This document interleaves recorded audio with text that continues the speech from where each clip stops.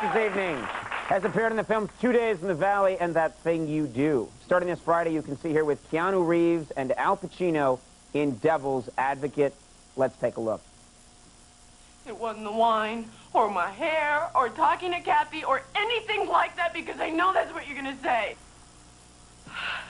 You know, you buy a couple of new suits and you're fine. It's a little more than that, Mayor. I have this whole place to fill, and I know we've got all this money and it's supposed to be fun, but it's not. It's like a test. The whole thing is like one big test. And God. Please welcome Charlize Theron.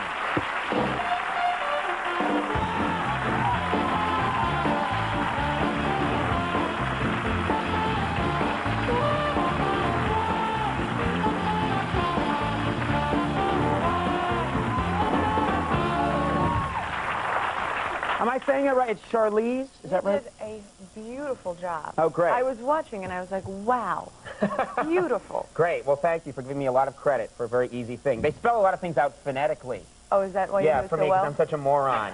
Commercial break.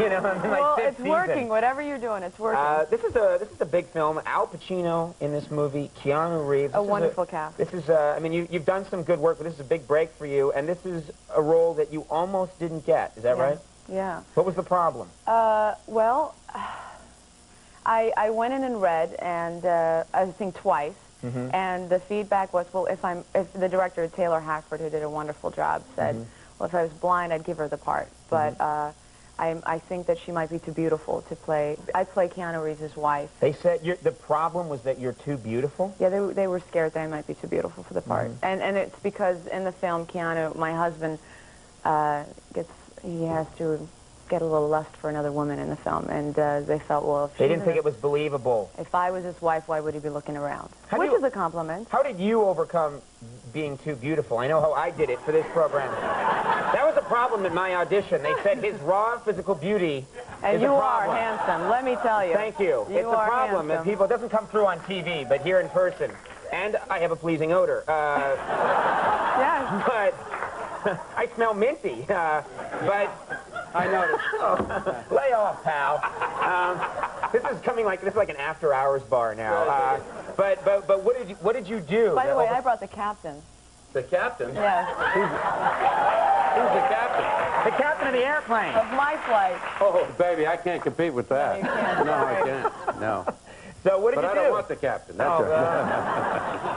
Oh, you were real touchy about that. What can I tell you? Okay. Settle down. No one's saying anything. So what did you do? Well, you know, what do you do? It's not like I'm going to take a knife and put it to my face, right? So No, I wouldn't recommend that. No, I wouldn't recommend that. As your either. agent, I would have said no. What's the other? Did you put on, like, goofy glasses? No, it wasn't. It's a very emotional part. The character has to go through a range of emotions, and so they flew me to New York about 4 times to screen test for it, and I would just stay up all night and wake up at 6, and I won't wash my face or brush my teeth or wash my hair or very gross. It gets worse. It gets worse. Not brush your teeth. Well, that just makes you feel dirty and kind of scummy, right? Yeah, and probably irritates the people around you, I would think. Then you could have lost the role for a different reason. But it worked. It worked. Yeah, and then you go and you screen test, and a lot of the scenes, like you just saw, it's a lot of saliva and snot dripping and things like that. Do they provide that? Is that all done with special effects? They shoot it at you? It's a movie secret I won't give up. Okay. It's fascinating to me. You grew up in South Africa on a remote farm. Is that right? Remote. On a small farm, yeah. On a small farm. Not remote. Okay. Whoa. Take it easy. I understand it was a very populated farm. One way or another, you're going to get your ass kicked. Yeah, I know. It's going to happen. Okay, this farm. Let's just say that this farm's near an urban area. I don't know. Yes. But there could have been a lot of people around. Who were your friends? No. I was the only child. And no, I didn't have friends. I had animals. I had goats as pets and little friends and things like that. So goats were your friends? Yeah. So you were like goat woman. You were just, you know. I was Sheena goat woman. Was that and did these? Do you remember that thing? What? The Sheena thing? Sheena, Queen of the Jungle? Yeah, I know Sheena. Yeah, of course I've heard of it. I don't watch it all the time, but I've heard about it. What is that? That's how she calls the animals. She goes like this? She goes and she concentrates, and then the animals come. Does that work for us, too? Italian animals. They're Italian animals. In a car. You don't want to be... You don't want to be doing that. You have sheep, though, right? She had goats, but you have sheep, I understand. That was in college. Okay. What kind of a show is this? I don't know. I'm leaving. You cannot blame the host. Wow. You have to blame the guest next to you. Can we have a stewardess come down here and separate us, please? Let me say, goats they're wonderful, wonderful animals, and they make great friends. They're like kids. They're very mischievous. They like to jump on beds and chew on everything. So as a kid, that was great. It was like having a very, very mischievous friend. Right. Who would do those things. Like a frat house friend. You would walk into the room and the goat would be jumping on the bed, so you'd get up and jump on the bed too, you know? And it was fun. It was fun. What about, did you have a VCR? Did you ever get to like watch movies or tapes or anything like that? We got VCRs when I was about 9 or 10, and of course I did the whole tantrum thing, and we got one, and a little store opened up in our town, and it had about 20 videos. It was run by a goat.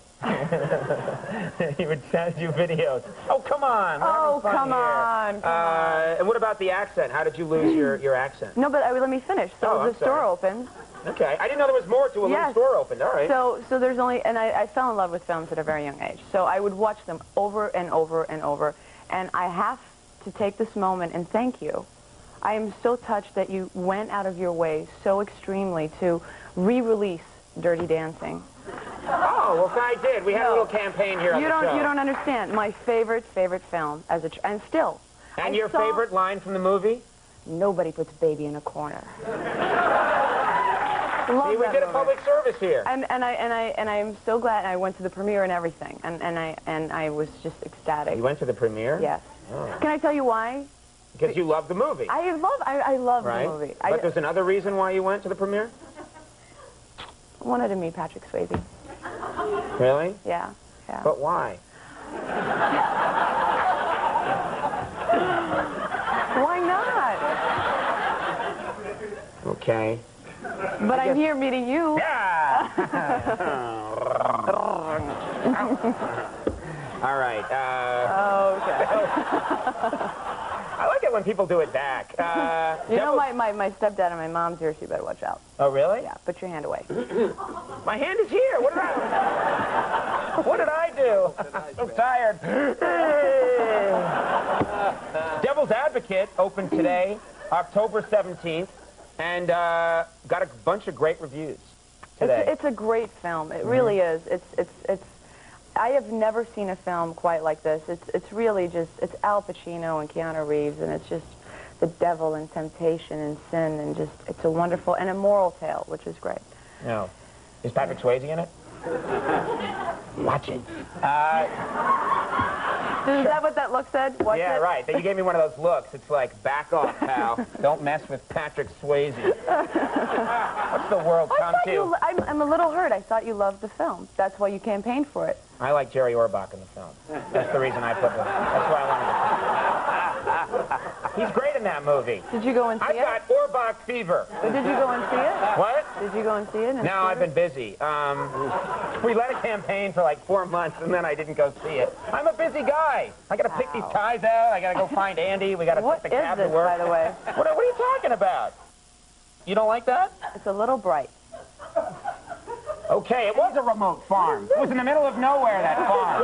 You can't find that farm on a map. You try. What is this? Oh, we got to go. Charlize Theron. What? What is that? That's blood. Now, why? We were getting off on a good laugh, which is the key in this business, and you point out the fact that I got a little blood on my hand earlier on, and it got onto my, and I was bleeding. Want me to kiss it better? Yeah, I would love that. Oh. All right. More show to do. Charlize Theron, thank you very much for coming. It's nice to see you. Congratulations on the movie. Very funny comic. Alonzo Bowden's coming up. We'll be right back.